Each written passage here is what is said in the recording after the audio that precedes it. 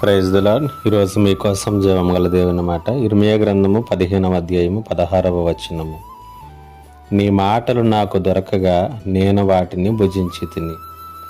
నీ మాటలు నాకు సంతోషమును, నా హృదయమునకు ఆనందమును కలుగజేయుచున్నవి.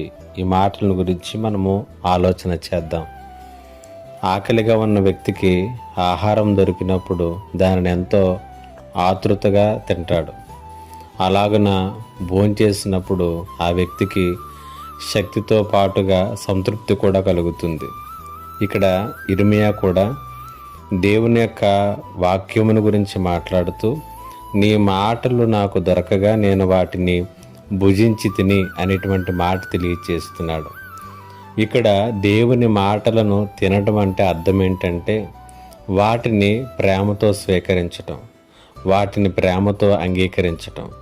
ఆకలిగా ఉన్నటువంటి వ్యక్తి ఆహారాన్ని తీసుకున్నట్లుగా ఆత్మీయ ఆకలిని దేవుని యొక్క మాటలతో మనము తృప్తిపరచుకోవటం. ఎవరైతే ఆ రీతిగా దేవుని యొక్క వాక్యాన్ని స్వీకరిస్తారో, అంగీకరించగలుగుతారో, ఆ వాక్యానికి లోబడగలుగుతారో, అది వారి జీవితాలకు చేసేటటువంటి మొట్టమొదటి మేలు ఏంటంటే ఆ మాటలు సంతోషమును, హృదయమునకు ఆనందాన్ని కలుగచేస్తాయి. దేవుని యొక్క మాటలు విన్నవారి కంటే కూడా తిన్నవారికి అది ఎక్కువ మేలు చేస్తుంది.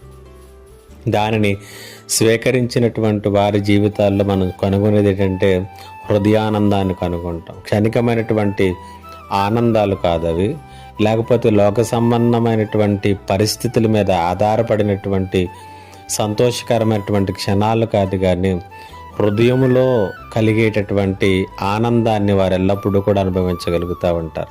ఇలాంటి అనుభవాలు నీ జీవితంలో నువ్వు చూడగలవా? కాబట్టి అలాంటి అనుభవాలు మనకు కావాలంటే దేవుని యొక్క వాక్యాన్ని వినటం కాదు, తినటం నేర్చుకోవాలి. అనగా వాటిని అంగీకరించటం, స్వీకరించటం, వాటి ప్రకారంగా మన జీవితాలను మలుచుకోవటం.